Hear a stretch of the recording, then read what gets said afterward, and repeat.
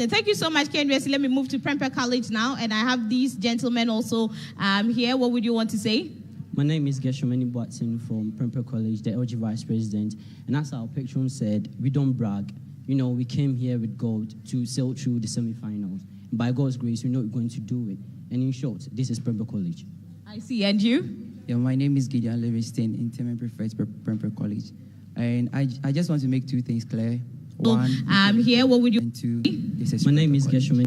I see. So let's see what happens today. At the end of the day, we'll know which school becomes the victor. But thank you so much. We'll be coming back with more. My name is Patricia. David is waiting in the auditorium whilst we begin this contest. Patricia, good afternoon to you. Good afternoon, David. All right, so do you recall your banter with students from St. Monica's and Kumasi High last week? David, I know you don't want to No. but I remember what the girl said, and at the end of the day, okay, we bowed out honestly. So when I hear them talk like this, it excites me.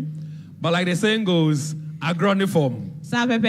So we've taken over from the auditorium right here at the Christian Service University College, where there's going to be what I term as the clash of the titans. Prempeh College against KNUST Senior High. So let me take this opportunity to do this very, very quickly. I want to do this. My neighbor. Nyansapo. A man for. All right, so these are the two schools who are going to be doing battle this afternoon. A round of applause for yourselves. And thank you very much for joining us in this beautiful auditorium right here at the Christian Service University College. Like Patricia said, we're doing this in partnership with the Ashanti Regional GES, the Conference of Heads of Assisted Secondary Schools, the Ashanti Regional SRC, and the Writers and Debaters Society. Now, she's a very, very, very busy woman, but she always makes time to be with us in this beautiful auditorium for contests like this. She is the principal for the Jackson Educational Complex. She is the ambassador for the Love FM High School debate. She's our chairperson. Ladies and gentlemen, a round of applause for the principal of the Jackson Educational Complex, Mrs. Theodosia Jackson. All right, so the second contest in the quarterfinal stage of the 2022 edition of the Love FM High School debate is just about to come your way. We're live on television. Joy Prime, Joy Learning. That's on the multi-TV Digibox. We're equally live on Facebook on LUV 99.5, and that is where the conversation is. Join us on LUV 99.5 FM on Facebook and tell us which of these two great schools is going to carry the day. Is it students or debaters from KNUST Senior High or Prempeh College? Time will tell.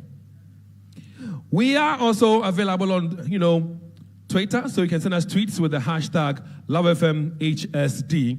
Would again, reach out to your messages or your tweets and share them with the rest of the world. Meanwhile, a big thank you to our host, the Christian Service University College, and the admitted students for the 2022-2023 academic year. Undergrad.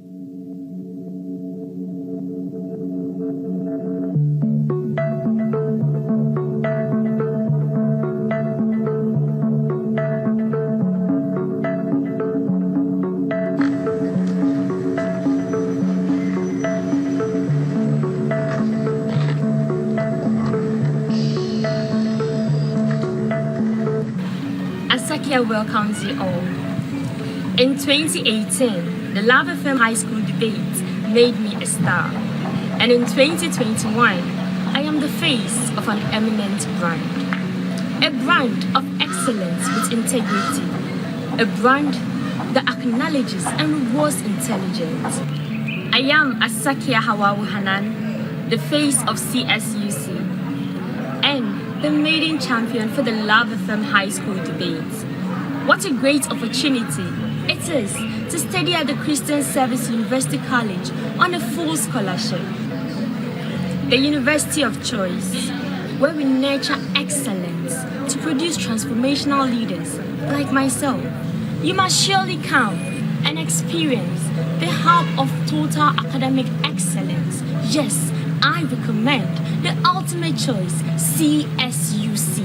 Come and pursue career-oriented degrees that help solve real-life problems to bring global change. I wish all contestants in this year's Love FM High School debate good luck. seize this opportunity to get to know Christian service better and make her better known to the world. Thank you.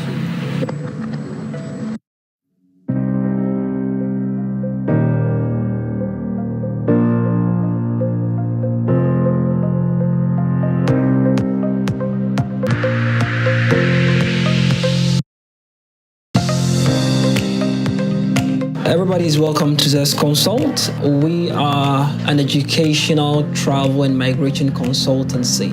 Zest Consult is an expert IELTS training center. We've trained myriad individuals to pass the IELTS exam, facilitating their study and work abroad pursuits. If you want the best place for your IELTS tuition to study or work abroad in countries such as UK, United States of America, Canada, Ireland, Australia, and other parts of Europe, then you have to contact us, Zest Consult. Over the period, we have helped a lot of nurses to work in the UK.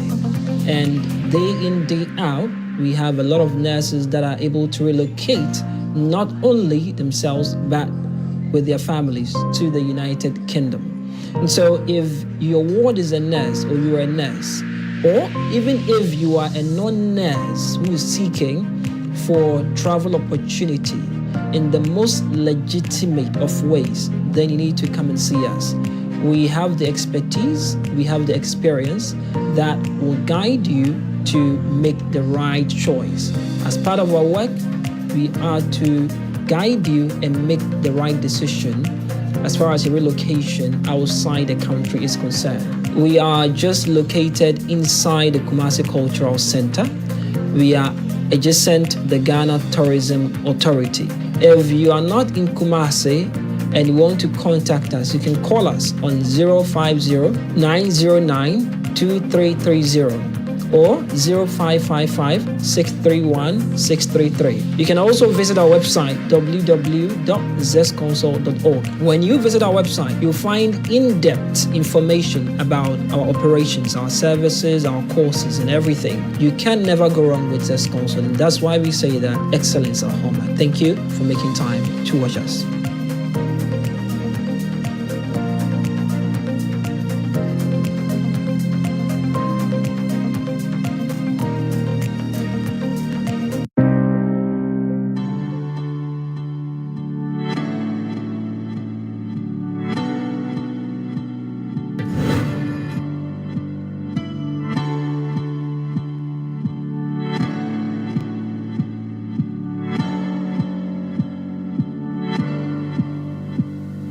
Insure 104.5, Lab 99.5.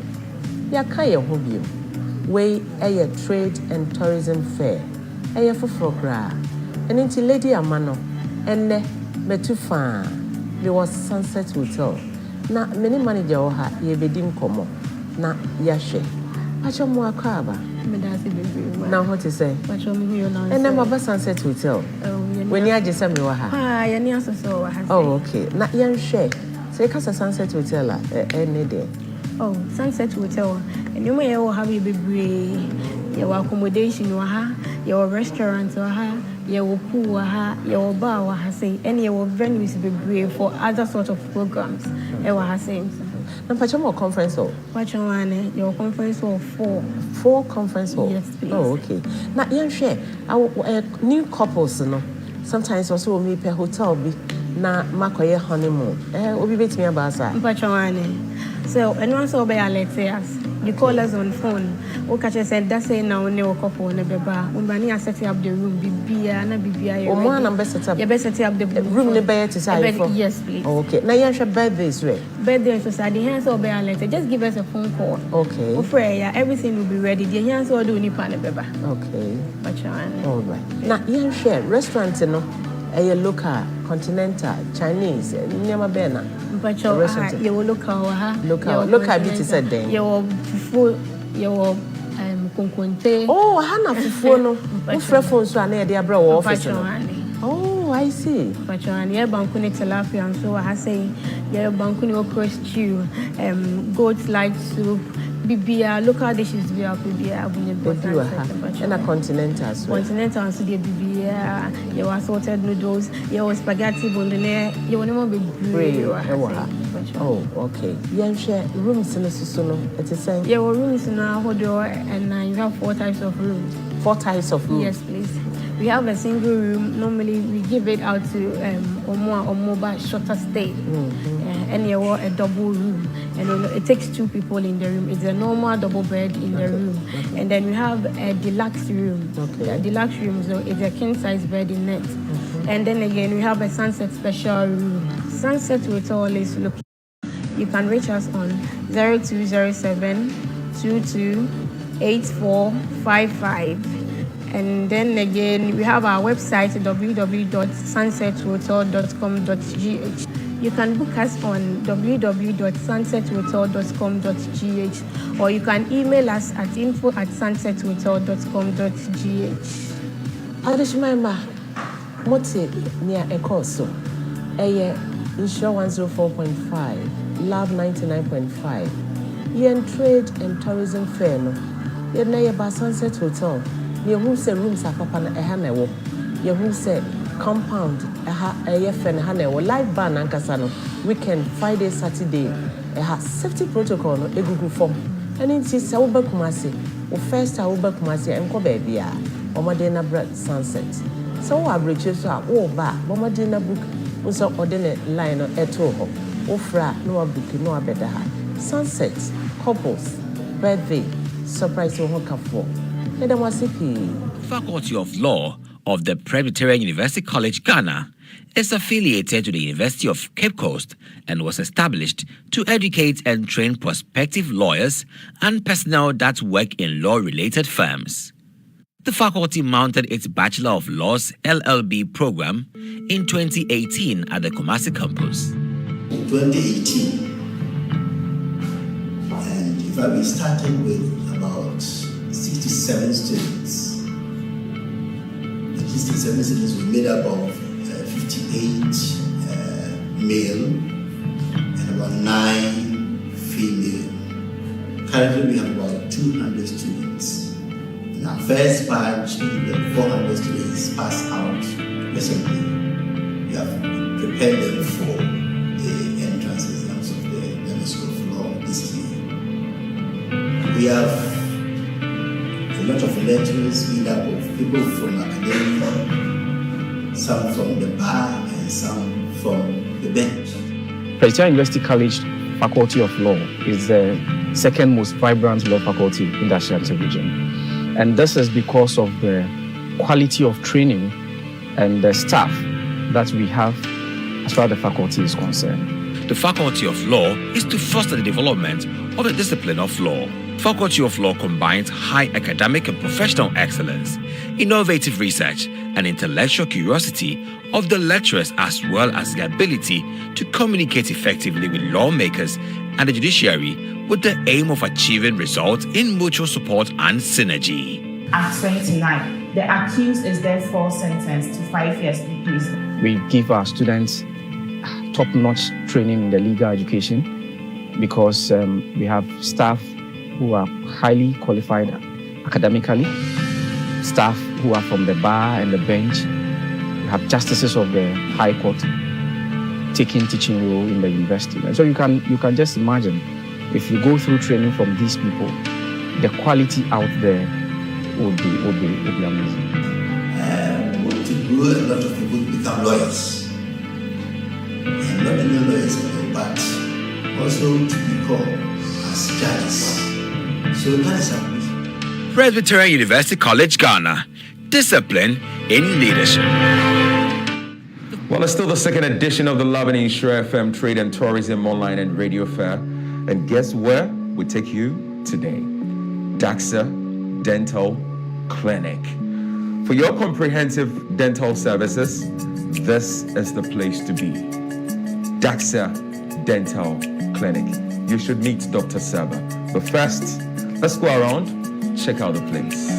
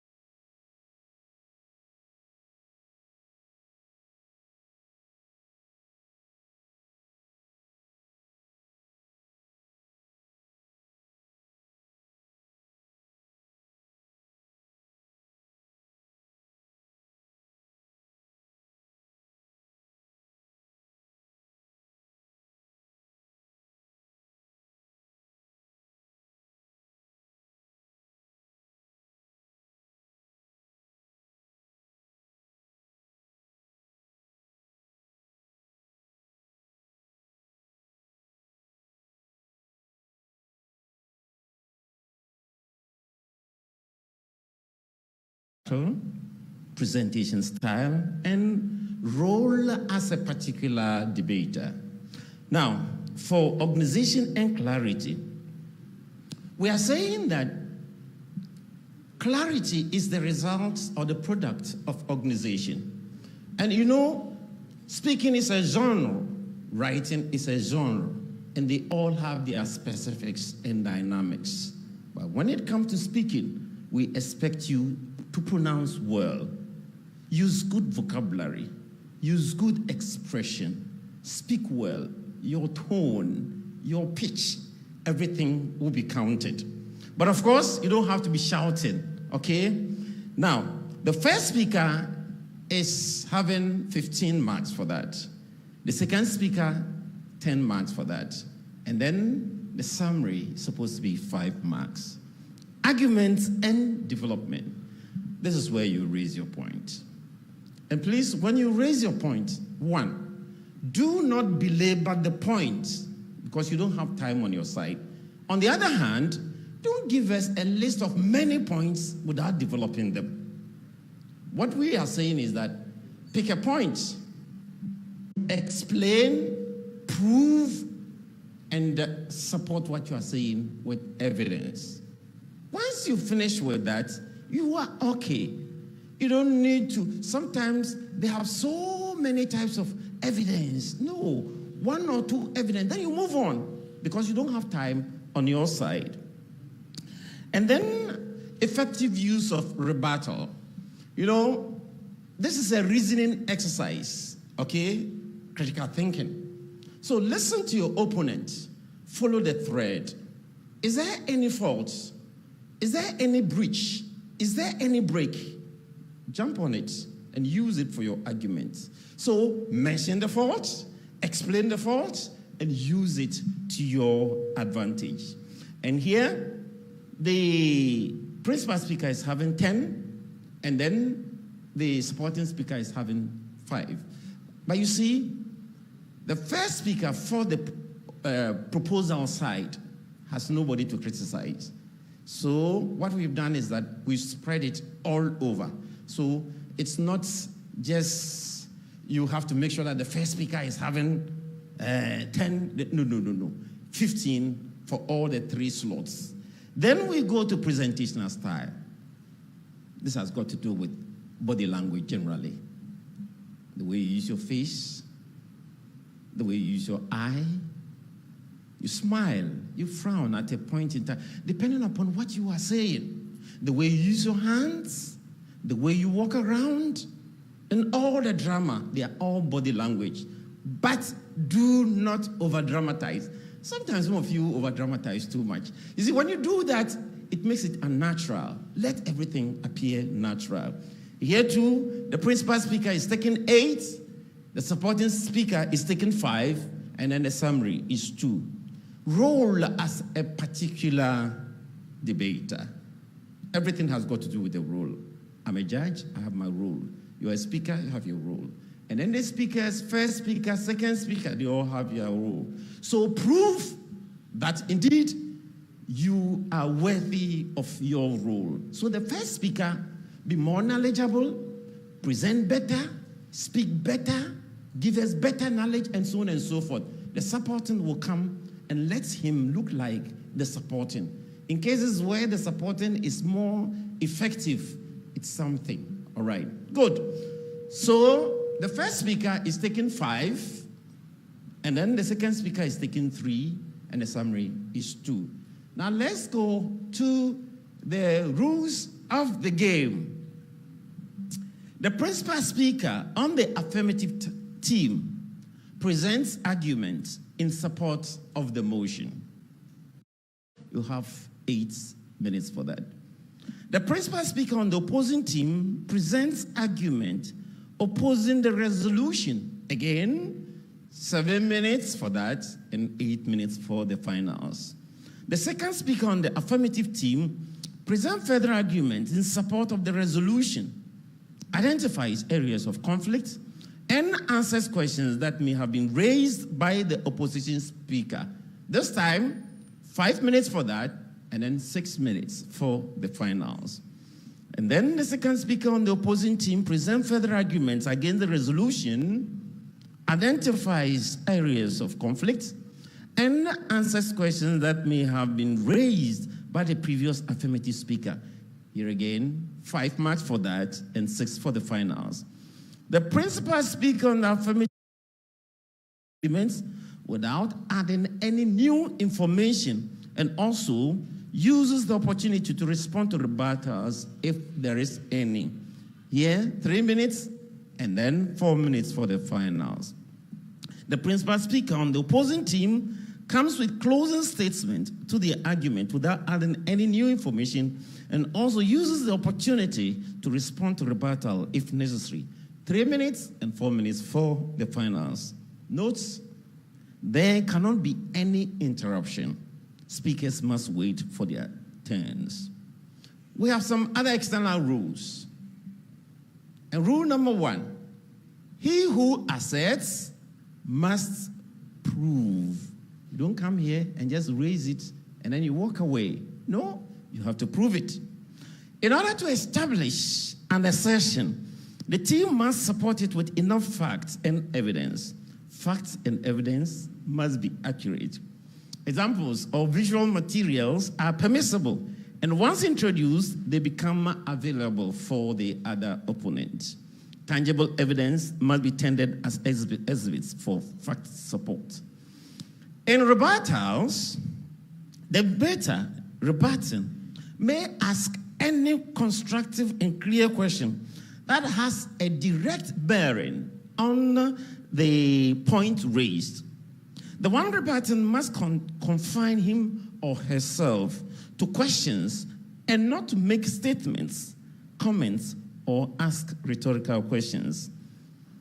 Supporters from both sides are to exercise discipline, not to induce, frustrate, or intimidate the opposing speaker.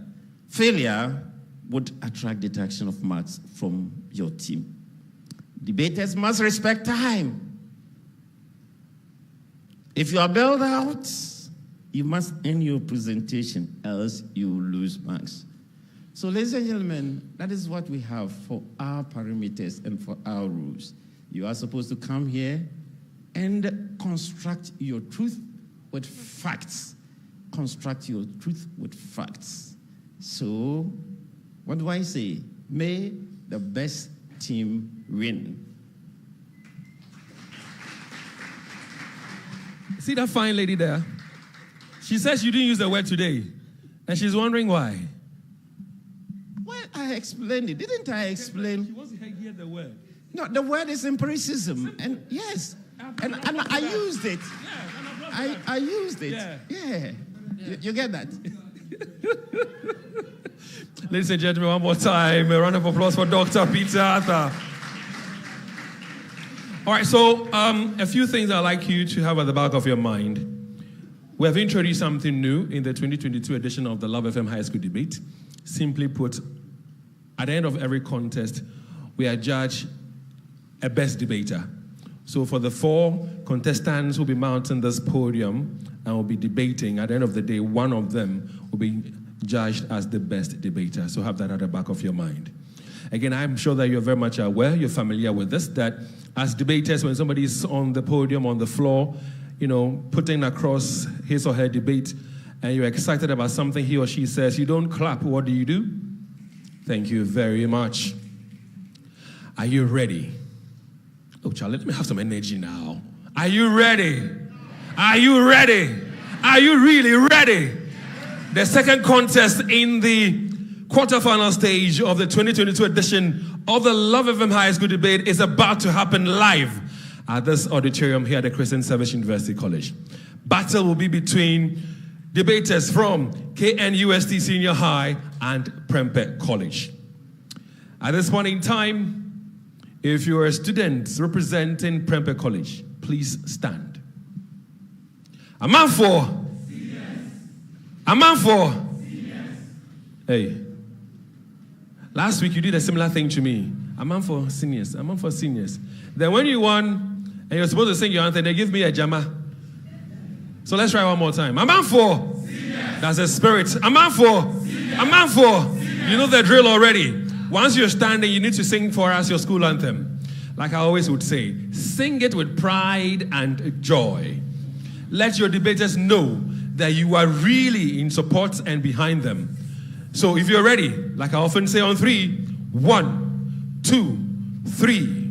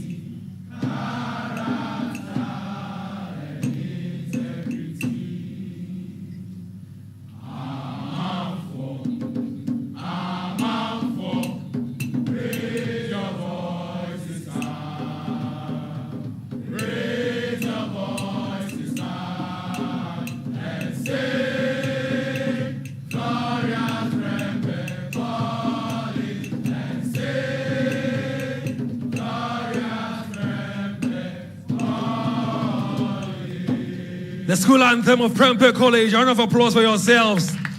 You did justice to your anthem. At this point in time, we'd like to invite your debaters. Ladies and gentlemen, with a round of applause, let's welcome Kweku Ampedu Esiama Manuel, Principal Speaker, and Sanusi Kabiru Godfred, the supporting speaker. Where are they? Please, they're on their way. Make some noise. Show them some love. Yeah, there they are. And like I said a while ago, we have termed this contest as the Clash of the Titans. These are the debaters representing Prempeh College. Manyuneba. Manyuneba. Nyansapo.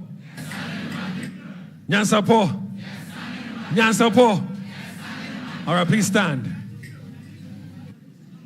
Wow, I like your numbers, man. I'm impressed. And I'm told that when you got into the auditorium for like 30 minutes, you were giving some morale. Serious, Jama. All right. If you should win, you give us more, Jama. If you don't win, you still give us more, Jama. But we wish you well. And so once you're standing on 3, your school anthem. 1, 2, 3.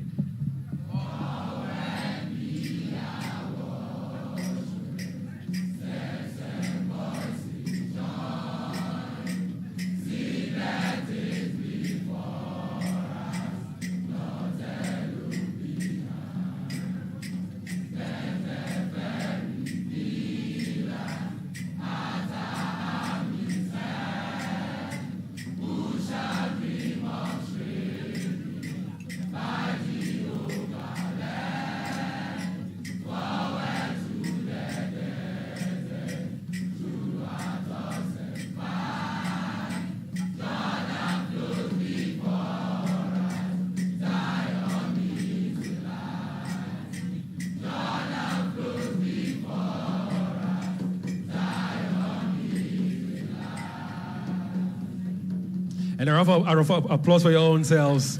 I enjoyed it as well. All right, so you know what? At this point in time, we would invite your debaters. And they are Jeffrey, McDonald, and Whitney Amponsa Pokuya. Now, Whitney is our principal speaker. Jeffrey is the supporting speaker. They have mounted the podium, about to take their seats. One beautiful thing that I witnessed a while ago was when the anthem was being sung, especially when Prempeh College was singing the anthem, some students amongst, the KNUST were singing along. And then when KNUST were singing theirs, some of the guys from Prempeh College were also murmuring and singing along. It tells you that you do this in spirit of love. But these two from KNUST Senior High and these other two from Prempeh College, I don't think they're going to compromise. They're going to give off their very best. One more time, show them some love. A round of applause for them. Now, because we want to alert you when your time is getting close or your time is up, you guys refer to him as the accurate timekeeper. His name is King Davis Boydu. Show him some love for me. And when you have 2 more minutes to go on your time, you know the drill already, but he'll still alert you anyway. And then when your time is entirely up, he would again alert you. Charlie, your bill has to go to the IMF. So you have an alternative. Okay, all right. So we're told that the motion for today's contest is government should be held accountable for flooding situations in Ghana. Government should be held accountable for flooding situations in Ghana. KNUST Senior High, they are for the motion. Prempeh College are against the motion. Ladies and gentlemen, we are set. So at this point in time, we'll welcome to the microphone Whitney Amponsa Pokuya to set the ball rolling. Show us some love.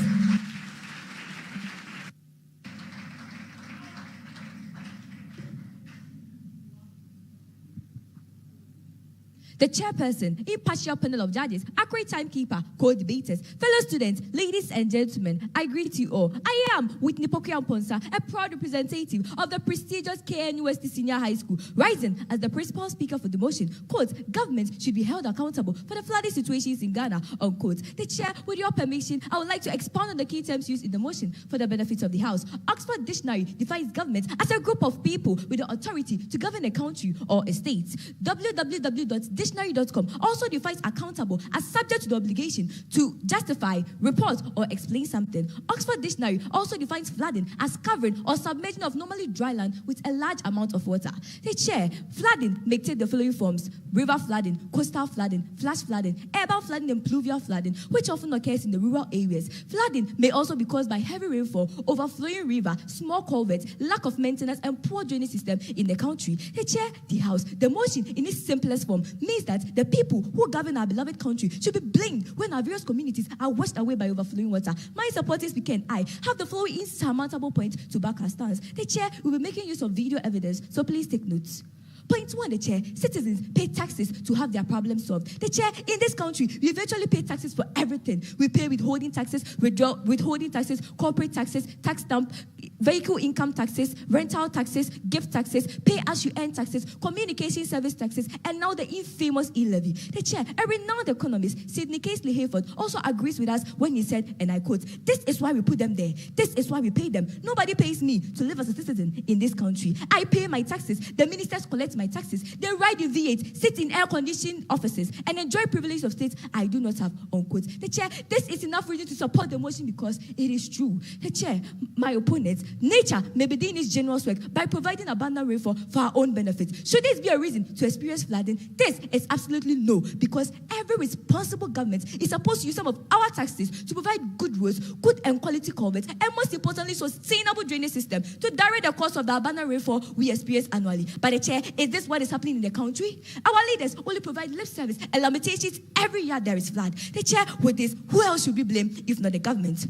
Point 2, the chair, negligence of duty by government officials also lead to flood in the country. The chair, it is so sad that in this country, the only time you see government officials is when there's a disaster and damage has been caused to lives and properties. The chair, take a look at this video.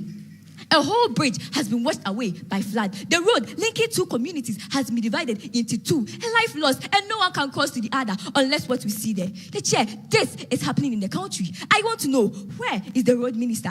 Where is the member of parliament of that area? Where is the DCU of that area? Where is the assembly member of that area? Who should fix this? Is it the government or what my opponents may call indisciplined citizens? If this should lead to flooding situations tomorrow, will you have the moral right to blame this on the citizens? The chair, you will have the moral right to blame it on the citizens? The chair, since when did fixing and building bridges become the responsibility of citizens? Point 3, the chair, the misplaced priorities of government also leads to flood. The chair, this point is strongly backed by the president of the Ghana Catholic Bishops Conference, Archbishop Philip Enami, a report by GhanaWeb.com on 24 June 2022, with the headlines, quote, "This is not the time for a national cathedral," unquote. The chair, Kojo Bonsu, the former Kumasi mayor, also agrees with us when he said, and I quote, "Building a national cathedral when your citizens are dying of hunger and flood exposes government's insensitivity," unquote. The chair, the House, take a look at this video.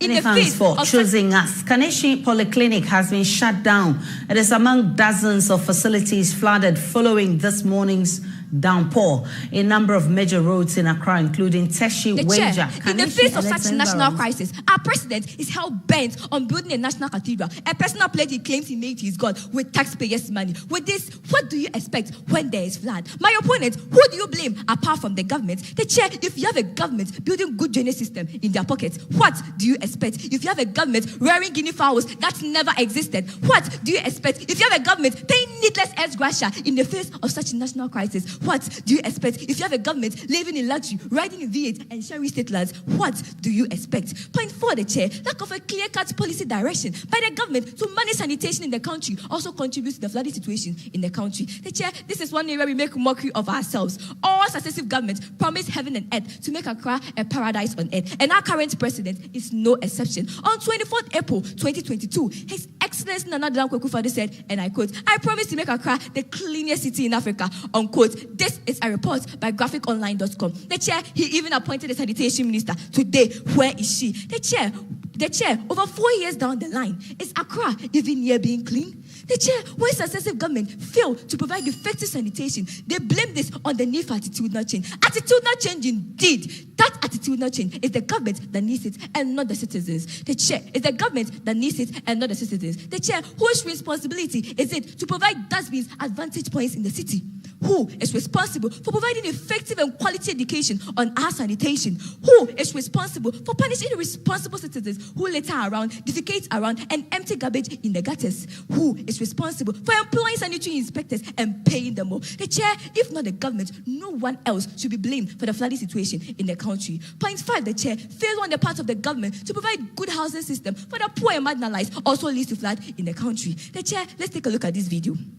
What caliber of people will live in these disaster zones and flood-prone areas, if not the poor and the dispossessed? The chair, my opponent may blame the cause of flooding on the poor, on the accounts that they litter around, that cause flood, that leads to choke gardens, that ends up in flood. The chair, how pathetic. These people are not fools. They have brains like you and me, yet they have chosen to stay in these disaster zones. Do you know why? Because they have no choice. Those who migrated from the village have no other alternative. Farming has failed them and there's no choice. Those from the villages cannot relocate because they don't have what it takes to. And the government, who is supposed to help them, is insensitive and disinterested. The chair, when the government builds their so-called affordable houses, it can only be afforded by their party members and only the already rich. What an irony. The chair, only the government should be held accountable for the flooding situation in Ghana. Point 6, and finally, the chair, fail on the part of the government officials to provide their supervisory and monetary roles also leads to flood. The chair, I know most of the time citizens are blamed for building in waterways and flood-prone areas, but my major question to the House is, who grants them building permits? The chair, I am yet to see a building in this country with a warning, quote, "Remove immediately by order, KMA or AMA," unquote. And the next day, it is actually removed. The chair,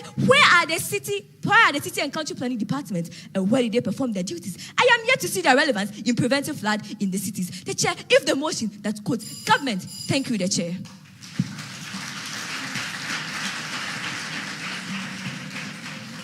All right, so her name is Whitney Amponsa Pokia. Just reiterate and say that all that you hear here is for educational purposes. So if your name is mentioned, don't say that we have asked some students to come and mention your name and run you under the bus. No, they did their own research work and they are speaking on the motion. We've heard from the principal speaker for KNUST Senior High. It's now the turn of the principal speaker representing Prempeh College. Ladies and gentlemen, Akufo-Addo Esiama Manuel. Show him some love too.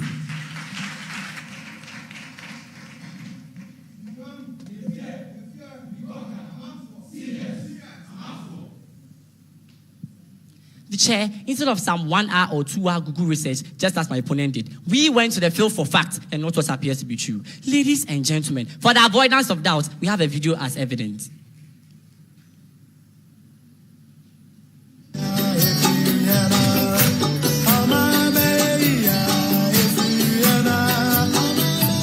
This is Prempeh College going to KNUST for facts and not what seems to be true.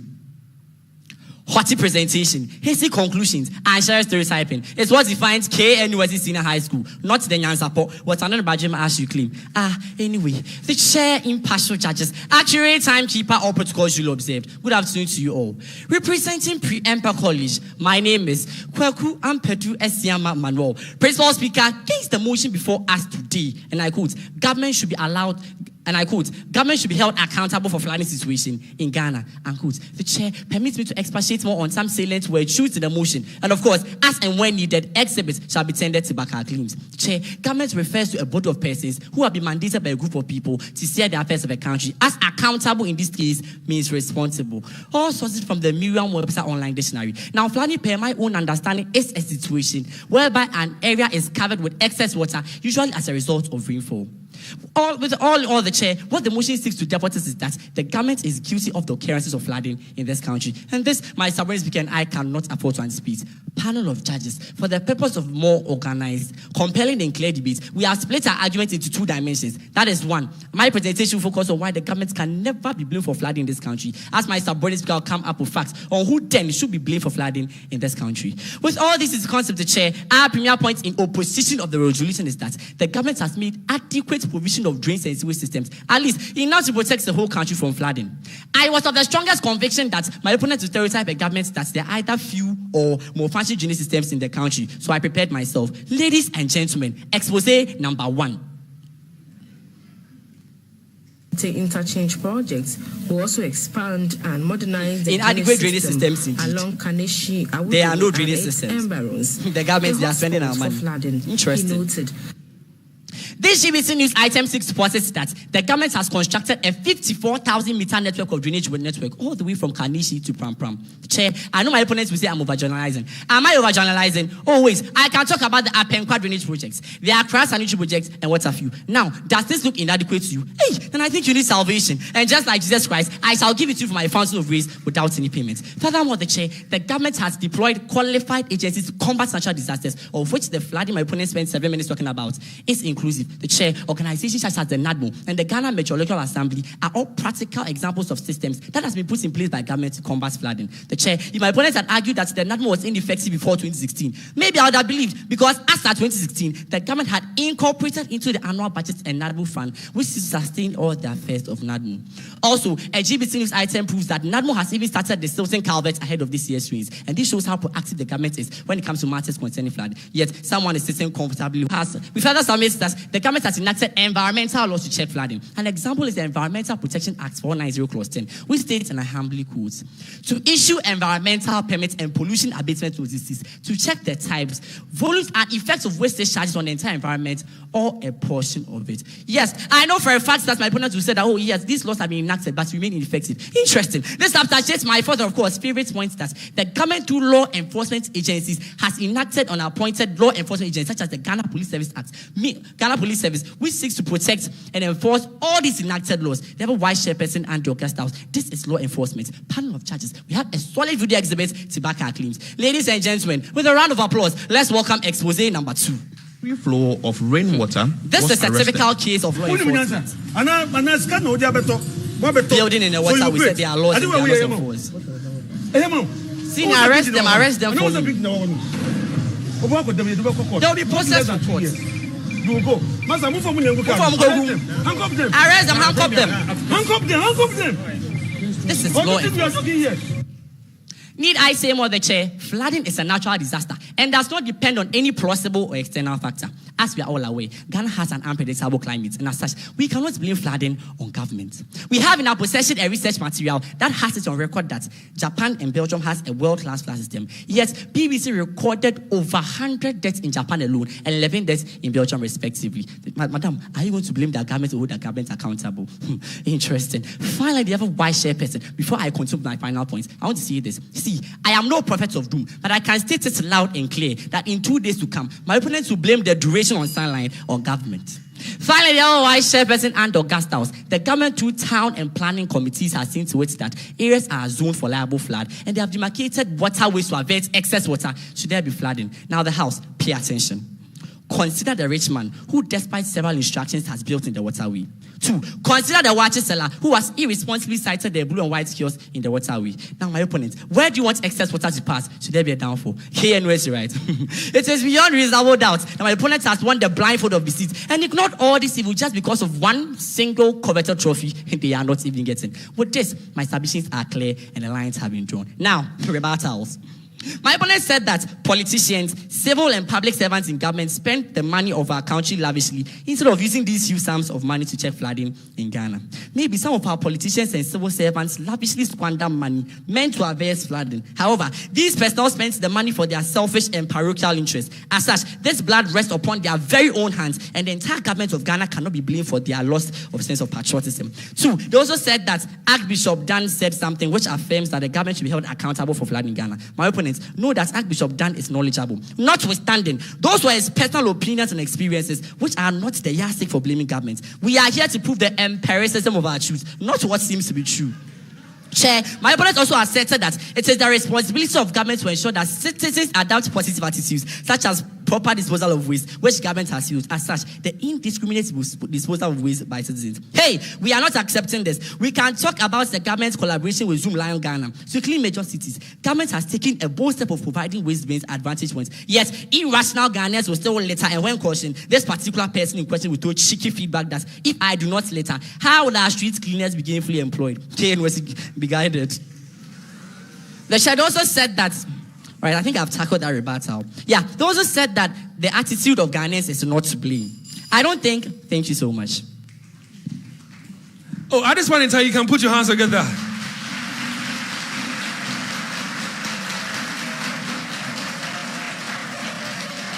And you know, before the contest began, I told you that I am dubbing today's contest as the Clash of the Titans. And so when I'm on the podium and I look at the face of our chairperson, who is also the ambassador for the Love FM High School debate and also the principal of the Jackson Educational Complex, it tells me a lot. All I'll say is, hey. Because I can see our judges, look at them. Can the camera speak on our judges? Busily working. Keep working. At this point in time, it's now time for us to welcome the supporting speakers for both schools. We'll go to KNUST Senior High and ask them and their supporting speaker, Jeffrey McDonald, to mount the podium. But before he does, don't forget that we're live on television. Joy Prime, Joy Learning. Don't forget that we're live on Facebook on LUV 99.5. That's where the interaction should be. Tell us which of the two schools is winning in your books. Facebook, LUV 99.5. Send us comments there. And also send us tweets with the hashtag LoveFMHSD. We're live on radio as well. Ladies and gentlemen, show him some love, Jeffrey McDonald.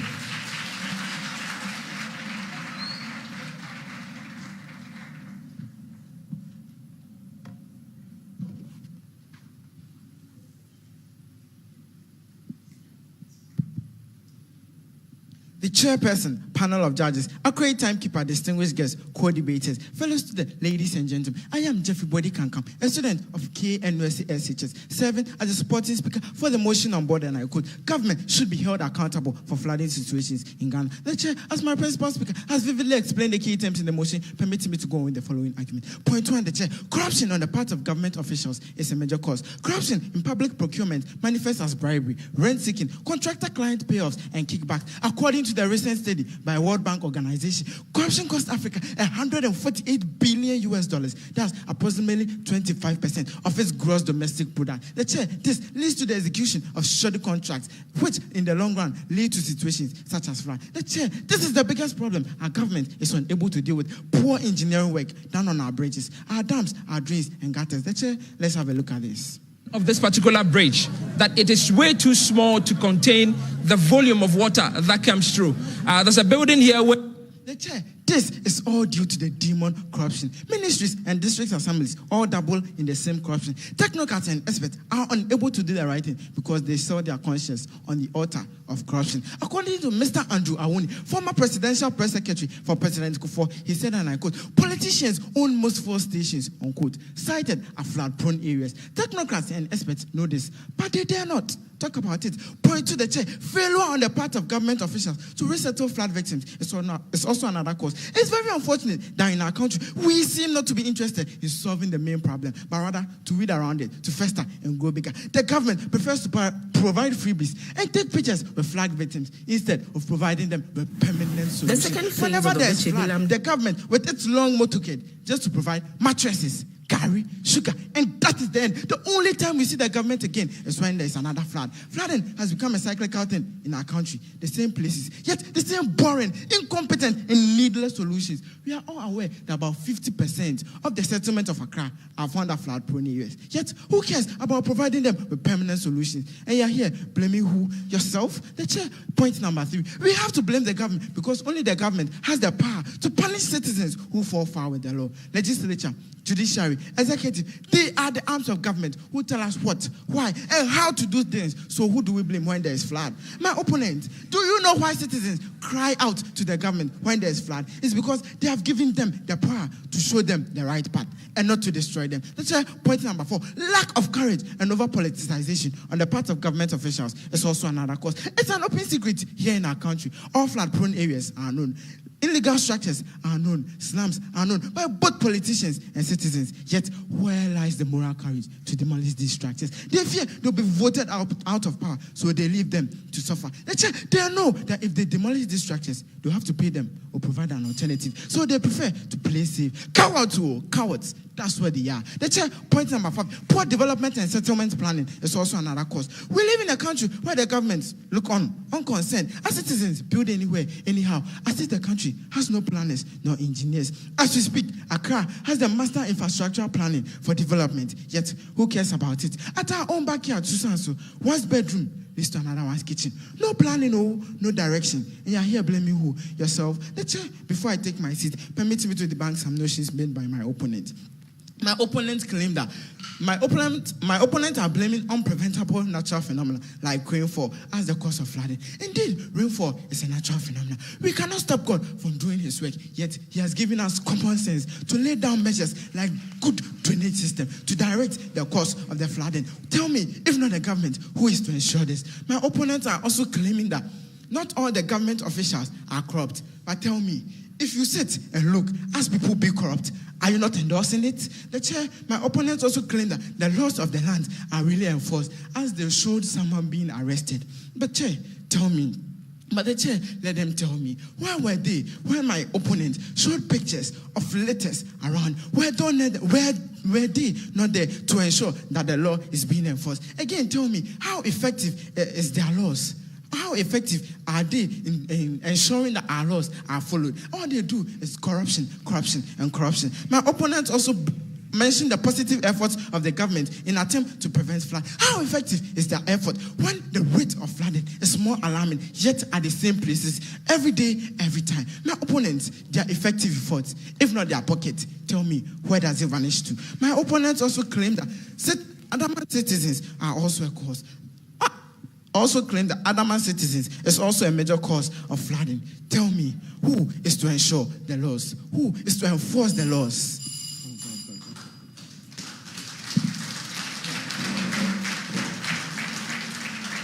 He is the supporting speaker representing KNUST Senior High. Jeffrey McDonald is his name. If you're in this auditorium and you're a student, I'm believing that you didn't have your mobile phone with you. But for the patrons and all students and adults in this auditorium, go onto Facebook and you'll be excited the comments that are coming in. If you're listening to us in your offices, you are watching us at home, wherever you find yourself, go onto Facebook. But don't just go there and read the comments there. Go there and add yours to what is being said. It's exciting. And indeed, we are proud to have these young ones do battle. Intellectual battle, we mean. I keep saying that we're live on television. Joy Prime, Joy Learning. We're equally live on radio on Love 99.5. We're live on Facebook, so join us on Facebook, like I said a while ago. Which of these two schools is impressing you so far? Which of these two schools is winning or carrying the day? This is a contest 2 in the quarterfinal stage of the Love FM High School debate for the year 2022. There's a certain gentleman called Sanusi Kabiru Godfred. He is a supporting speaker representing Prempeh College. It's his turn. Show him some love.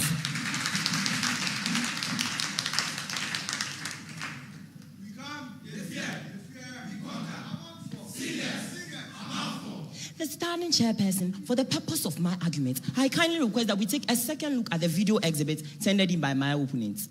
Cleaning out mud left in the wake of the flood.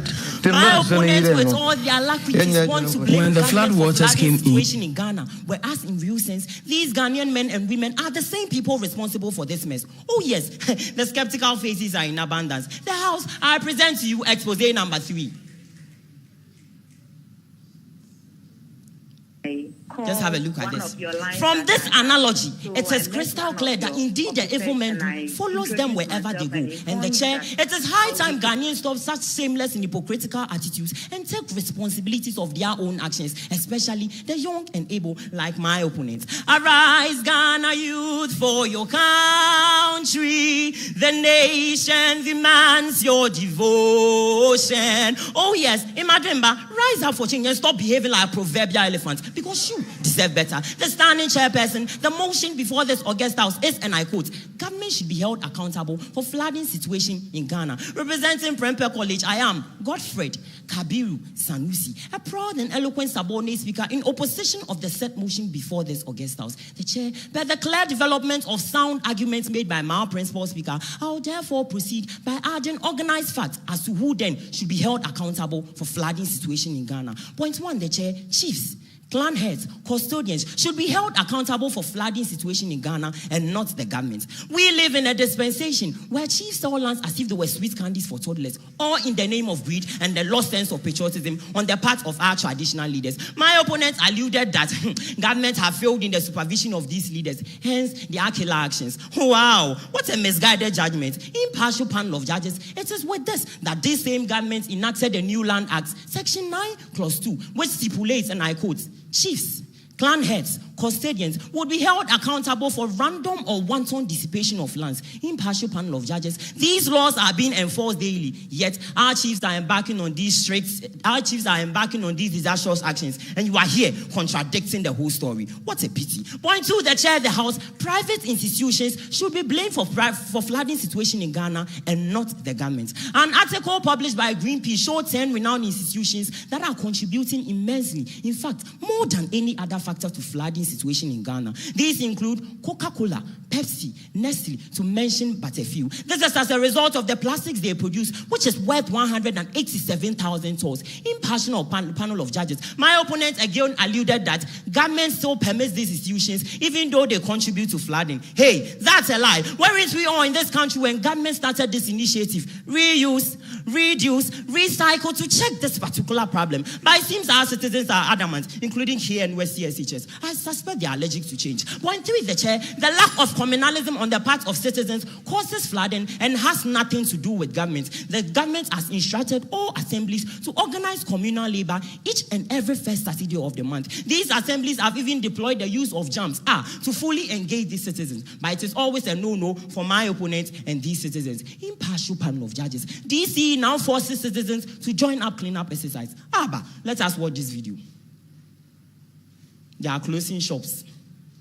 As in always, Yeah, but we will sharpen our amount to blame government. Total hypocrisy. Point 4, the chair, the architectural plans and defective engineering works causes flooding and should not be misinterpreted for the incompetence of government. Impartial panel of judges. It would interest you to know that some engineers conspire with greedy politicians to embezzle funds that have been given to them to construct drainage systems, which government knows nothing about. So why then do we blame government? Point 5, what even break the camel's back is that after the construction of these drainage systems, these irresponsible citizens will not stop the indisposable of waste. Impartial panel of judges. Because of this, June 3rd has become a red letter day on the map of Ghana, where 150 precious lives were lost, including my very own father. It is with this, because that's why we the Ghanaians believe and say that Keji woman Ghana ba fake papa Benjamin bo kemofemo. Meaning, if Ghana is to become a better place, then it rests on the shoulders of you, me, and everyone. We further rebuttals. Impartial panel of judges. My opponent made mention of Archbishop Dan, which he affirms that flooding is indeed caused by government. Impartial panel of judges. My opponent, Archbishop Dan, is knowledgeable, notwithstanding those are his personal opinions and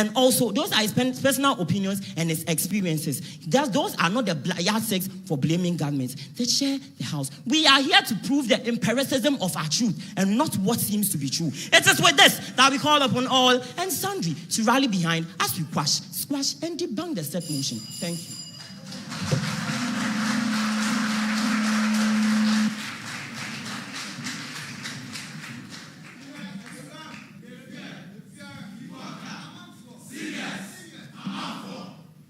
Listen, respectfully, I would ask all of you in this auditorium, both young and old, to put your hands together to all these debaters one more time, please.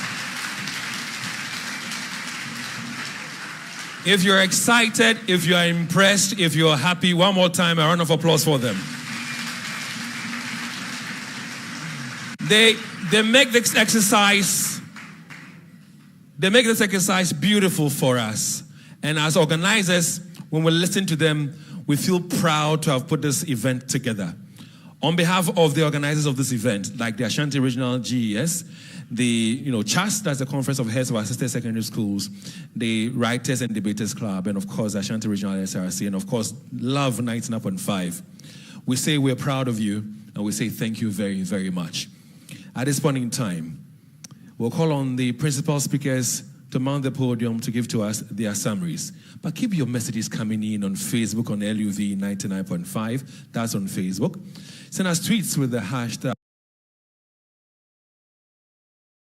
LoveFMHSD, and relax wherever you are in the comfort of your homes or your offices. On television, we're on Joy Prime. We also enjoy learning, and of course on Love 99.5. I'm excited to still see that beautiful broad smile on the face of our Madam Chairperson, and of course the principal of the Jackson Educational Complex, and our ambassador Whitney Amponsa-Pokia is coming up with their summaries representing KNUST Senior High.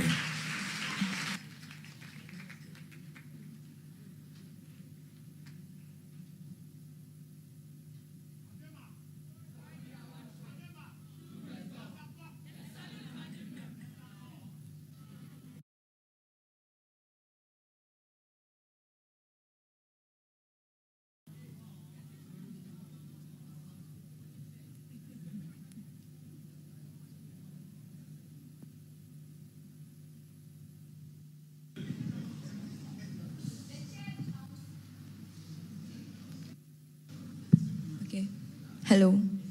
The chair, the house, my opponent, all protocols duly observed. I am here once again to summarize the cogent points my supporting speaker and I raised. 1. Citizens pay taxes to have their problems solved. 2. Negligence of duty by government officials leads to flood. 3. Misplaced priorities of government causes flood in the country. 4. Lack of a clear-cut policy direction by the government to manage sanitation in the country is a major cause of flood in the country. 5. Failure on the part of government to provide good housing system for the poor and marginalized leads to the flooding situation of our country. country. 6, failure on the part of the government to provide supervisory and monitoring roles also leads to flood. 7, corruption on the part of government is another major cause. 8, failure on the part of the government to resettle flood victims is a major factor of flood in the country. 9, we have to blame the government because only the government has the power to punish citizens who fall foul with the law. 10, lack of courage on the part of the government officials leads to flood. 11, over-politicization is another major cause of flood in Ghana. And 12, poor development and settlement planning on the part of government is another major cause of flooding in the country. The chair, before I take my seat, I would like to do some rebuttals. My opponent talked about the government desilting culverts. Aren't you ashamed? Where was the government when these small and unquality culverts were being constructed? And now that there's a flood alarm, they are now hurrying to go and desilt them. The government should be proactive and not reactive. My opponent also talked about government enforcing laws. Let's take a ride to Atonsu, Accra Town, Sobolo, Sepe, Bokom, CPC. These are all flood-prone areas. Yet the government said they're unconcerned for people to build in these areas. To do what? To celebrate their death when there's a disaster? Also, my opponent talked about the government providing dustbins. My opponent, when you take a ride to Kedetia, you see that there are dustbins at Vantage Point. Yes, they are full and they're even overflowing. Whose responsibility is it to employ sanitary inspectors to ensure that they empty these dustbins regularly? The government, if not him, then who else? My opponent also talked about our evidence, blaming the citizens for littering around. My opponent, you saw the video, all right, but didn't you see that the people built in flood-prone areas? Who gave them that building permit to build in those areas? And whose responsibility is it to relocate them and demolish those structures? The government. My opponent also talked about the chiefs being the custodians of our land. And he also used the act, the constitution, to back his claims. I also refer you to the State Land Act 1962, Act 267, which clearly states that the chiefs are the custodians of the land, but the government is the one to provide permits to develop any land. Without the government, nobody can develop any land in this country. My opponent also talked about private institutions contributing to the flooding situation in the country. Are you saying that the government didn't know about this? They know, yet corruption. They will sit down and let them do whatever they want, and later on, they come and give us this tiny food, and then they will see them only after another situation has occurred. Also, my opponent talked about communal labor. My own town is an example. I am there every first Saturday. I don't see anybody even picking a sachet rubber from the floor. Yet, you are talking about the government enforcing laws about communal labor. Thank you, the chair.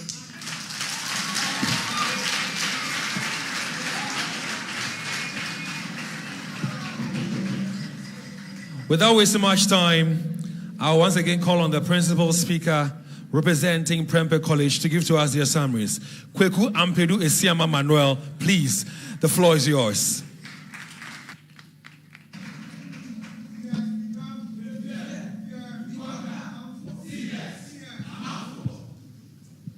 Chair, I have mounted this podium once again to present a summary of what has been put together by my subordinate speaker and me. In the first phase of our argument, we debated that the government can never be held accountable for flooding situation in Ghana because 1, it has provided adequate infrastructure to prevent flooding. 2, it has deployed agencies to combat flooding. 3, it has enacted laws to check flooding. 4, it enforces enacted laws to help avoid flooding. 5, flooding in itself is a natural disaster. 6, it has zoned areas liable to floods and constructed waterways to avert flooding. In the second phase of our argument on who then should be blamed for flooding, we submitted that chiefs, custodians, and clan heads are rather responsible for flooding. 8, private institutions should be blamed for flooding, not government. 9, lack of communalism causes flood. 10, architectural plans and engineering works causes flooding. And finally, that is point 11, irresponsible attitude of citizens causes flooding. Now, rebuttals.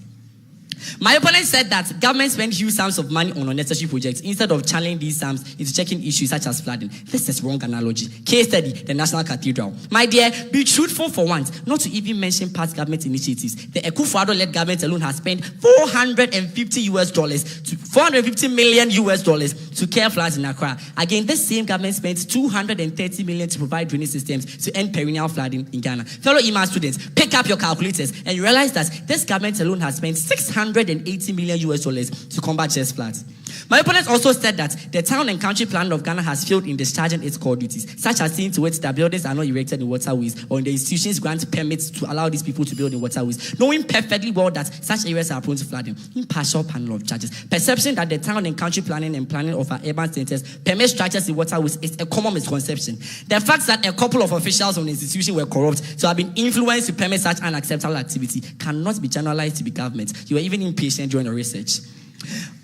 We also said that, no, my opponent said that even if you have such laws, they are not strictly adhered to. At this point, I think your attention was not in the House as we made our clear submission, because we stated in our 4th point how the government has resourced the Ghana Police Service to enforce the law to the extent that individuals who are built in waterways were rightly arrested and taken on by these enacted laws. Next time, do a proper research before you make some baseless assertions. My opponent also said that bribery and corruption in government hinders experts or officials or government from being accountable. This is a clear instance of overgeneralization. My opponent, this is a debate, and for your hasty conclusions and overgeneralization, we are not accepting it. The fact that 1 or 2 government officials have been corrupt does not mean that Ghanaians accept corruption. Besides, these people engage in such corrupt avenues for their selfish interests, which cannot be attributed to government. They also said that the attitude of Ghanaians is to blame. I don't think my opponent is following, because one of the major causes of flooding is the irresponsible attitude of Ghanaians, which keep nullifying all the efforts of government to care flooding. If you are to change our own ways, my dear, trust me, our stories will be different. Chair, if my opponent had studied properly, she would have realized that the government she is against today has spent close to half of the cost of a free senior high school education, including the KNK you wrestled over today on free SHS alone. The Chair, I am talking about a sum of $150 million as reported by www.citynews.com. And so my opponent to blame the government for. Thank you so much.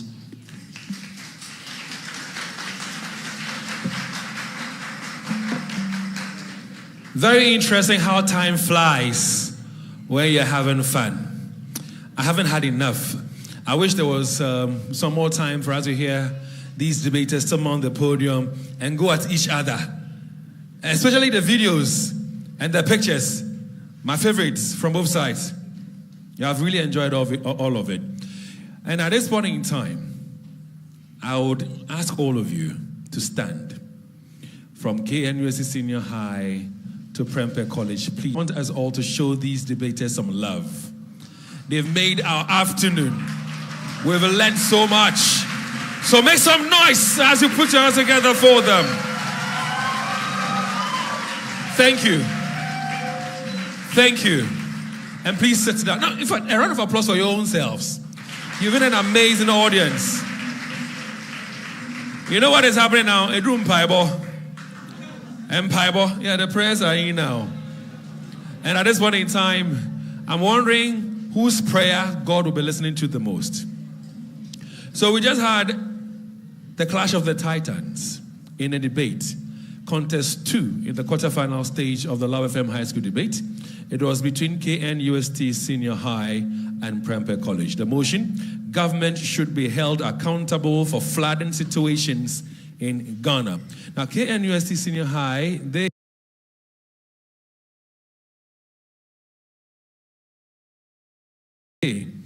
were for the motion. Prempeh College, they were against the motion. Which of these two schools is winning the debate today? And again, if you are on Facebook, tell us this. Who is your pick for the best debater? Who is your pick for the best debater? Is it Whitney Amposan-Pokia or Jeffrey McDonald? Or maybe it's Kweku Ampedu Esiama Manuel? Or better still, Sanusi Kabiru Godfred? Join us on Facebook and you pick your choice. Or should I say pick your choose? I'd like to say a big thank you to our sponsors one more time, which of course includes the Jackson Institute of Innovation and Leadership. So if you want to become a marketing Well, it's still the second edition of the Lebanese Sure FM Trade and Tourism Online and Radio Fair. And guess where we take you today? DAXA Dental Clinic. For your comprehensive dental services, this is the place to be. DAXA Dental Clinic. You should meet Dr. Saba. But first, let's go around, check out the place.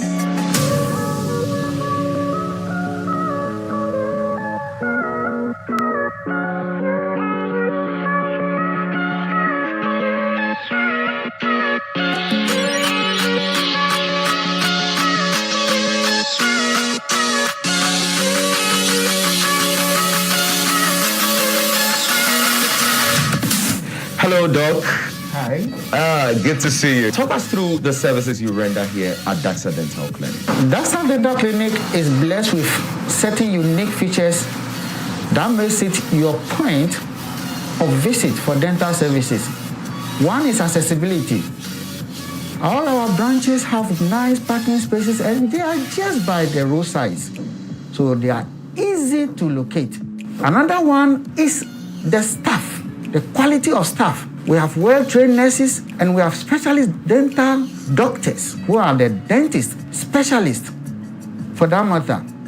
And they deliver the best services of all.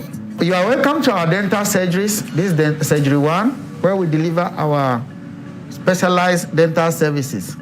We have the dental chair, which is very comfortable, digitalized, everything with the sensors. We have the monitor, intraoral camera, everything to provide comfort for the patient. So this is our modern specialized digital X-ray. It is used to take cephalometric X-ray and also orthopontomogram or OPG X-ray. X-rays are so important, and for that matter, this one, which is a modern one, is used to diagnose almost all other conditions. At DAXA, we believe that everyone deserves to smile in confidence.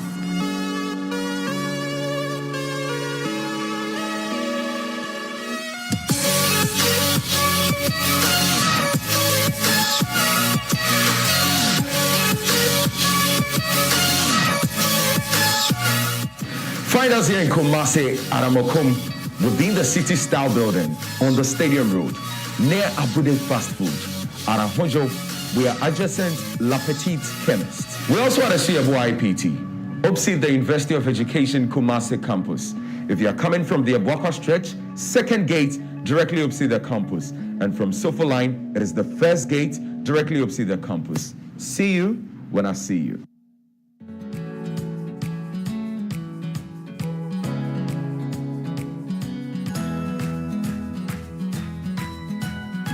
Dear baby, Emma time. I feel no fair fro. And I saw Banafina Wawonge. We have everything for your child. Dear baby. So Bonica dear. Something that is dear to your heart. Entina dear baby. Edi enuane papa. Yade my mana. Omu dear. Omu abofana. Oh, dear baby. We are talking baby foods, we are talking baby shampoo, baby wear, baby shoes. Edi na yehwehwe bibia e fam ofra ho e ma tan amafefro afi na wawo ana say wonam nyinsa ni mu nyina bibia wo hia bia it's at Dear Baby.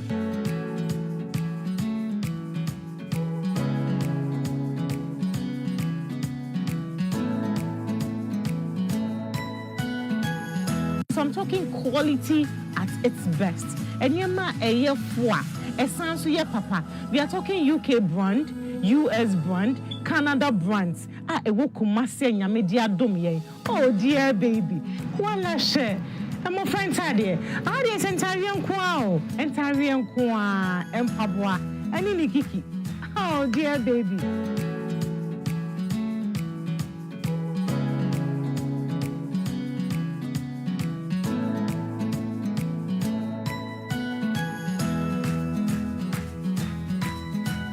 Right here in Kumasi, on the main stretch from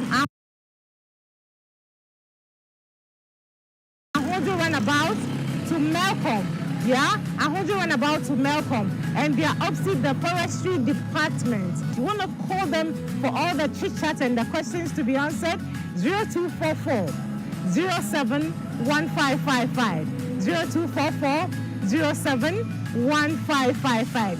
Dear baby. Oh, I love my baby.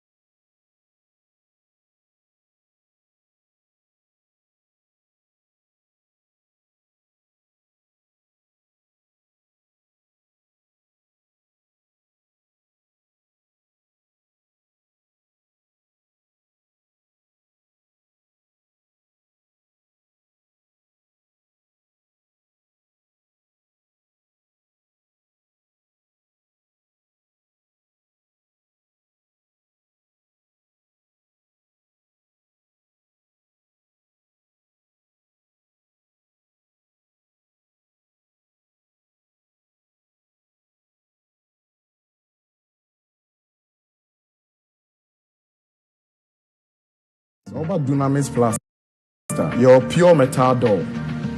Oshe door na see na. Stainless steel papa and a dias up near see here. After so, your apunonia a wood embossment. When na your interior doors are your crafty tech in ever. Oba interior doors near the PVC near the pure wood. Meaning na interior doors. Na PVC no, so don't saka. Who say me dem saka any muna any ade twitwi. And it's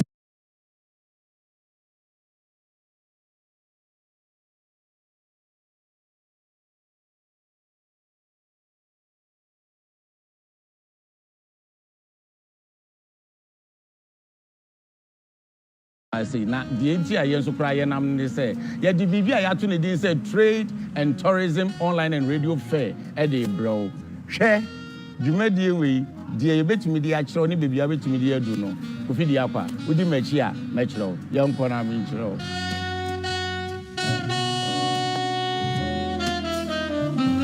All right, so now I'm inside GT Bank and I'm here to talk to my brother Kwame Eugene. Hey, bro, what's up? Charlie, How about you? Today I'm here in your office. Thank you. Tell me what you do here and then why people should walk in here to bank with you. Thank you very much. Welcome to GT Bank. So we say, wouldn't you rather bank with us? Today, we are here to talk about our products. Now, looking at the times that we are in, we want to zoom in into our digital products, which has sent us all over the country. So first of all, I want to begin with our 737. Now, when we talk about the 737, it is a short code which you can dial on any phone at all, regardless whether it has 4G, 5G, whether it's YAM. You just have to dial *737#. This will unleash a wide range of services. We are trying to reduce the human face of banking. So just dial *737#. It will open the doors to all our banking services to you. You can open an account. You can link your account to your wallet, whichever network. You can push and pull mobile money across your account and your wallet. For those of us who are tech-friendly, we have what we call GT World. GT World is an application. This time around, you need your data to make it work. So download GT World app. It also allows you access to your account 24/7. What do you want to do? Do you want to purchase credit? Do you want to send credit to someone else? Do you want to move money from your wallet to your account? Do you want to pay a bill? Is it DSTV? Is it utility bills? You can do it on GT World app. We say so nkoma ye nuanoma mo magazine. Mo so afre ya che. Afedie yate mo so frɛ no. Nti afi nko ye nhwe be November enkodu na wie ye die. Na Guarantee Trust Bank a mo tu kwan ni abedi djuma no. Ni aba mo aboboa no. Eni mo ba be ye adwuma e wo so ame magazine. Nti mo hwɛ ye nim. Emwa bi a mo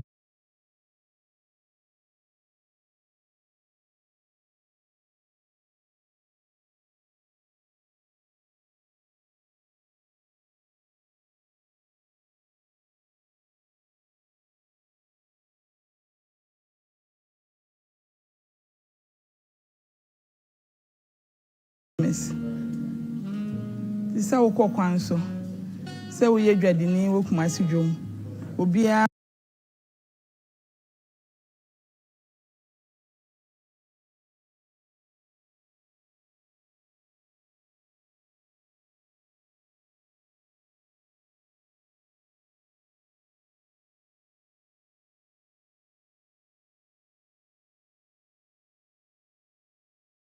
amfani sika mra GT Bank bank papa Oba wa wani beje. This year na BB account with GT Bank. Enti no me recommend GT Bank Emma Fofani Emma. Me so say bra na ni GT Bank for enye adwuma. GT Bank. Smiles are one of our most precious gifts. The problem is 1 in 2 people suffer from cavities. La, la, la, la, la. That's why hundreds of dentists like myself work together with Pepsodent to teach families in Ghana to brush day and night. Remember, your smile is the most important reason to brush day and night. Pepsodent, because every smile matters. Smile. 38. It's a phone that is recommended by the rock star Kwame Eugene, and it's available in all good mobile phone shops across the country. Medicare College of Applied Sciences offering admission for the 2022-2023 academic year with BSc in Medical Laboratory Technology and a Diploma in Medical Laboratory Technology. We are accredited by GTech and Allied Health and Professional Council. We are also affiliated to KNUST, CTVET, formerly NAPTEX. To begin,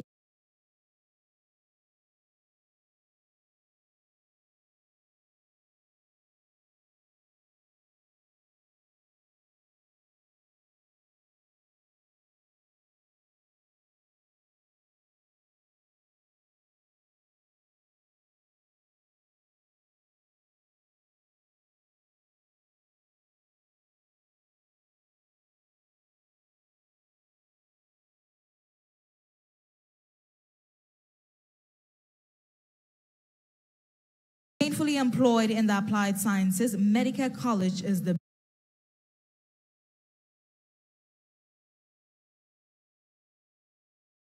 filled with nutrients and no other sugar. Then your best bet is Paper Boat Fruit Juice. We have mixed fruit medley, tasty apple, guava, orange, mango flavors. So make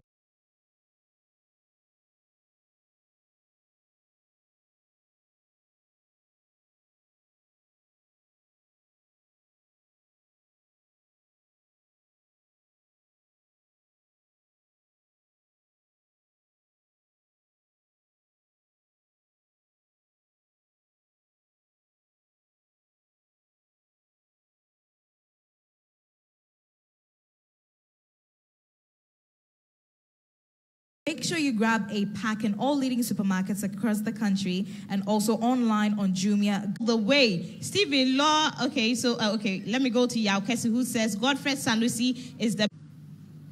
Thank you, ladies and gentlemen. Babeka, you just broke my heart, you know. In as much as I would like to hear the word empiricism mentioned, I would also like to hear you caution the students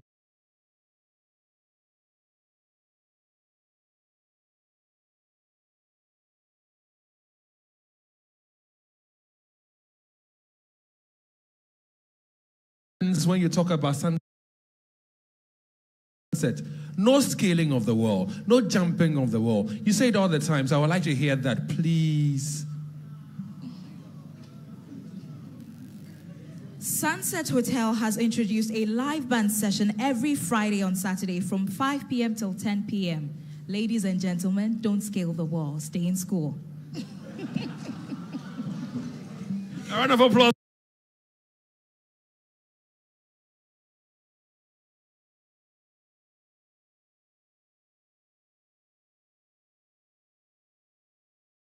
For me, people. All right. Not just for 2022, but since 2018, this is the keenest contest I have ever witnessed. I feel like calling on some of you guys to give me some morale and jama. But I can also see that you guys want to be in some solemn mood like that, communicating with your God. Bright, how many more minutes do we have to go? Some 5-10 minutes, eh? All right, so guys from KNUST. Magrinaba. Nyansapo. Charlie, some 4 minutes. Give us some jama. Very quickly. 4 minutes. Some quick jama. Quick one. Some morale. Prempeh College, get ready. All right, here we go.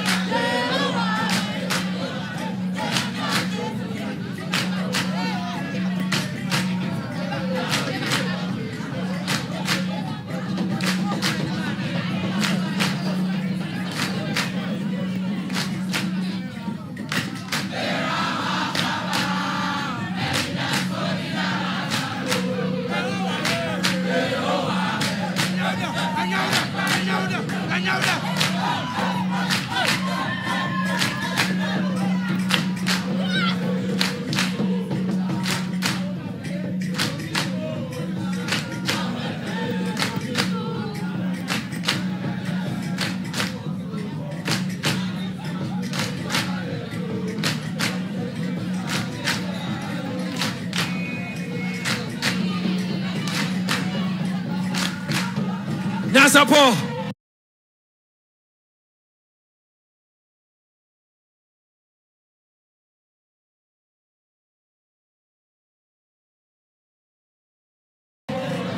Nyasapo. Thank you. Thank you. Thank you very much. God bless. God bless. Amanfo. Amanfo. Amanfo. It's your turn. 4 minutes. Quickly. Quickly. Quickly. 4 minutes.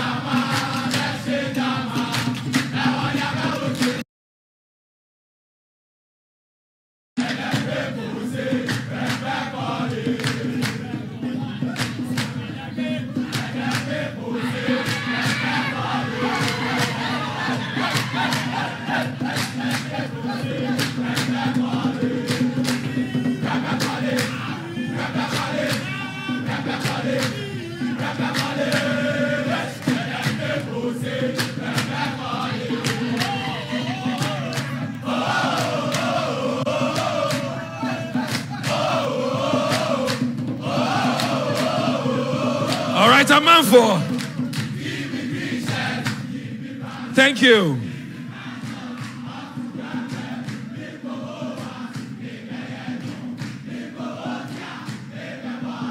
Polls are in. And we had debaters Whitney Amponsan Pokia and Jeffrey McDonald for KNUST Senior High, as well as Kweku Ampedu Esiama Manuel and Sanusi Kabiru Godfred representing Prempeh College.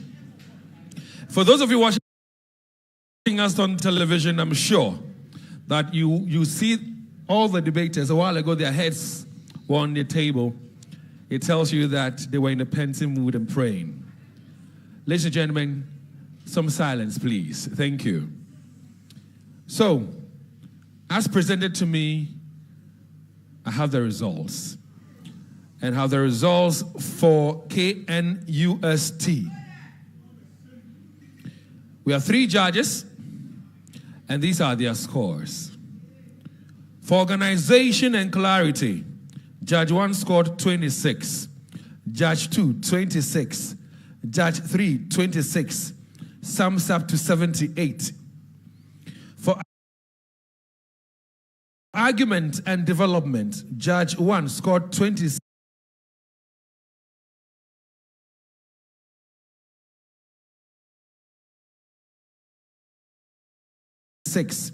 Judge 2, 28. Judge 3, 26. Put together 80. Effective use of rebuttal. Judge 1, 12. Judge 2, 15. Judge 3, 14. Totaling 41. Presentation style. Judge 1, 14. 43, 26. It sums up to 268. 268.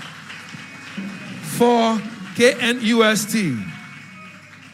Now the results for Prempeh College.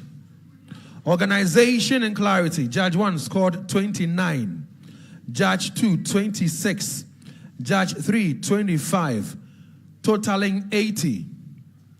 Argument and development. Judge 1 scored 29. Judge 2, 26. Judge 3, 25. Put together another 80. Effective use of rebuttal. Judge 1 scored 13. Judge 2, 15. Judge 3, 14. Summing up to 42. Presentation style. Judge 1 scored 14. Judge 2, 15.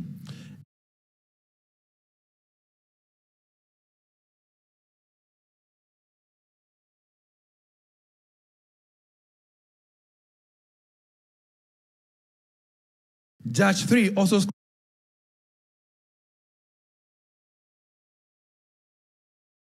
scored 15, totaling 44.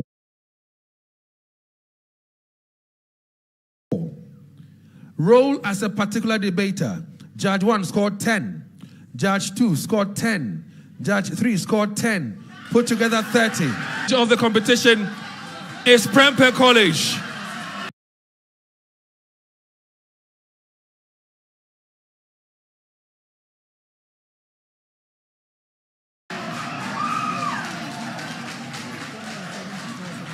Now, I also told you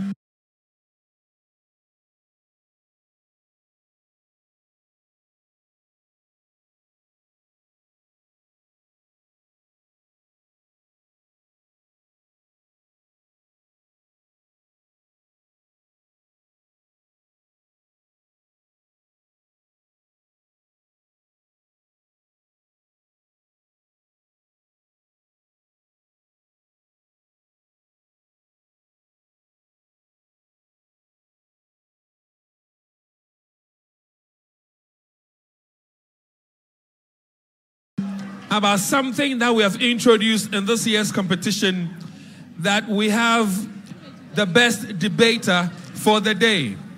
Now, by way of the best debater for the day, Whitney Amponsa Pokuya.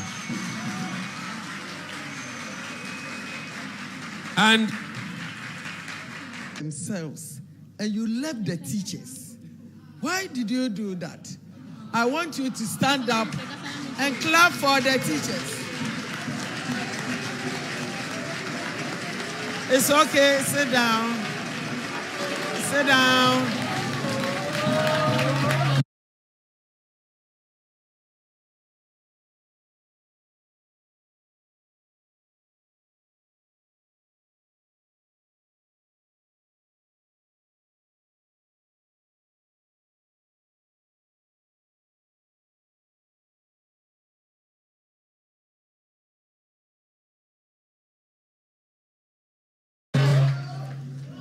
For students to perform creditably like this, it shows they are competent teachers behind the scenes. So I always want to honor my colleagues, teachers. Teachers, I salute you. That is why we are giving you a package. Take these books. Don't look down on yourself. You contested with boys. You are the only lady, and you have won. Girls can do even better than boys. Shall we give her a hand? And then, in addition, you take this. God bless you. thank you very much, our chairperson and our ambassador for the Love FM High School Debate. And she is also the principal for the Jackson Educational Complex. At this point in time, we've got certificates for the debaters from KNUST. And I will call on DJ Apuzo, our programs director, to mount the podium and do the presentation for me. Please show him some love as well. DJ Apuzo. I know he doesn't like this, but Charlie, I have to do this today. So, and the other two debaters from KNUST join us as well, plus the patron KNUST join us. So Whitney Amponsa, Jeffrey McDonald, plus the two older debaters. Please join us now. The two other debaters, where are they? Come pick up your certificates.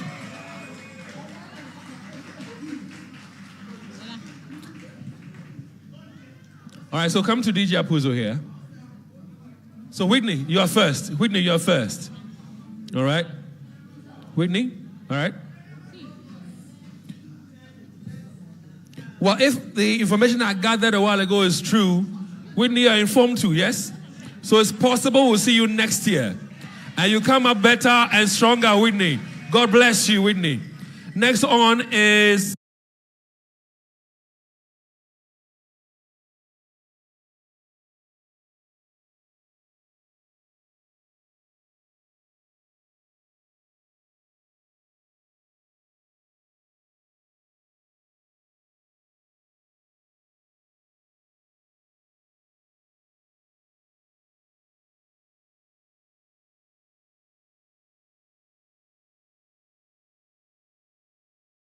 Jeffrey McDonald. All right, so Jeffrey,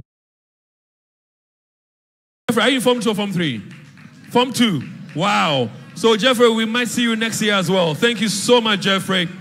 And who else? Who else we have there? Let me see the name there. Nana Poma Mesa Bonsu. All right. All right.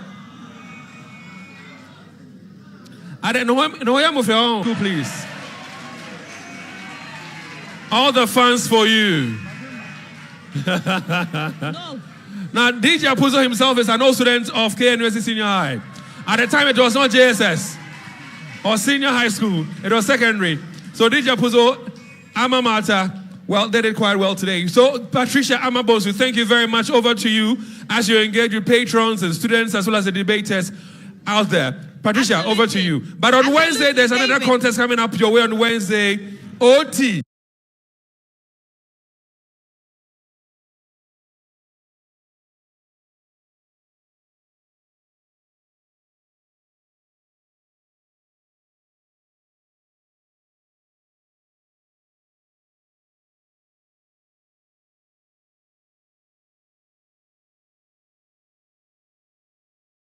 Yes, Antoine, in this auditorium on Wednesday. Thank you very much. Senior high school and of course Osei to senior high school Adeshe versus Abrimpong. And so like we did before, we are going to speak again to the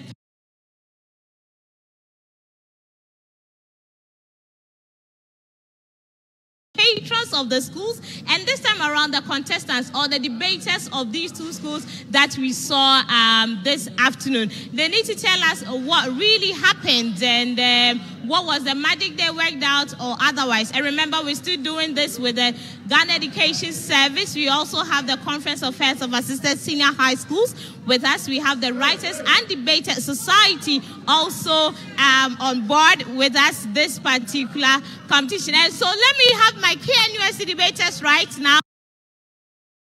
And we have a very brief conversation over their performance back on stage. Sweetheart, congratulations for winning the best debater of today. Thank you very much. How does it make you feel? Well, we wanted that and to win, but I think God knows what he's doing. Maybe next year is going to be our year. I see. Let me move to this gentleman too. You did your best, but what really happened? Some motions are really untenable. We tried our best to hold up to our motion and pull ourselves to the top, but it seems indeed the government is to blame, so we couldn't do anything more. Are you telling me that with this particular flower, it means you are conceding? Not really, not really. We are not accepting that fact, but that's what the judges are saying, so we agree with them. Anyway, congratulations and thank you so much for being a part of the Love FM High School debates. Are we seeing you next year? There's a 50-50 chance. Okay, all right. So thank you so much and have a safe journey back to school. Thank you so much, KNUST, for being a part. You can be. Can I have Prempeh College right now? Amount for Irie here. Amount for KNUST, of course.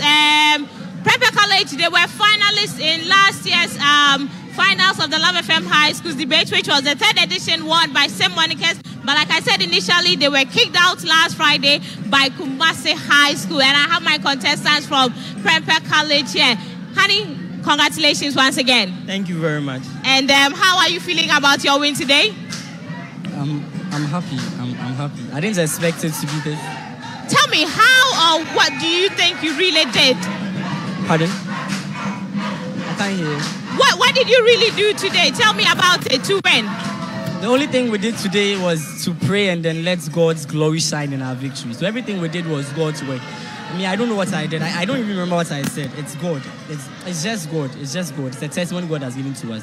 I see. He says it's a testimony that God has given. What would you also say concerning your win today? Actually, when we learned that here in KNUST, their speakers were informed, we were like, why we are going to debate with Form 2s. So we had to leave everything. We knew that they were good because we watched their previous contests. We knew that they were very, very good.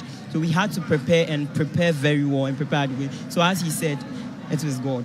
Well, one thing I can assure you is that we still have schools like Yasantwa, Opokuware, Kumasi High, OT, Presby Senior High School, Bompata. I mean, they're all in the game. I don't know what the strategy is for your semi-final stage. May the best school come and let's meet them. Then we kick off and see what's going to happen. I see. Would you want to add something briefly? Yes. The other schools you mentioned, yeah, they are fine, they are good. But then they should remember that they are meeting God, they are competing with God. And then if they think that they are greater, better than God, then it's up to them because we come with God, we don't come with Prempeh College or anything. I see. Okay, so the gentlemen of Prempeh are telling me that they are ready for any other school that they'll be waiting for at the semi-final stage. They are actually hoping to also make it to the finals of this particular debate. But you want to say something? Quickly, so that before you, can I have my Prempeh Jama boys around? It's my Prempeh cheerleaders. Are we here? All right, let's go ahead. All right, so at the round of 16, I gave a shout out to, I gave shout out to my mother, my father, my grandma. My mother was like, oh, wow, mommy Dean. So today it's all for you. It's all for you, Mrs. Mary Feresiam. It's all for you. I know you're watching this. Samaka, it's all for you. Okay, and you? Okay, I want to thank God, my mom again, for bringing me to this earth. It has always been here and no one else, and also my family members, those my friends, especially Mauli, Otis. God richly bless them wherever they are. Okay, so from all of us here at Love 99.5 FM, Joy Prime, Joy Learning, we'd like to say thank you so much for being a part of today's broadcast or production for the Love FM High Schools Debates, the 4th edition, the quarterfinal stage. We'll see you, God willing, of course, on Wednesday and see whether Yasantwa or Osexi Senior High School gets to join the likes of Prempeh College and Kumasi High Senior School at the semi-final stage of the Love FM High School Debates. My name is Patricia. Thank you so much. And from here we say bye. Let's do the drama now. Are we ready? Are we ready? Are we ready? 1, 2, 3. Yeah. Join. Let's have a join jama. Can we have a join jama? 1, 2, 3. No.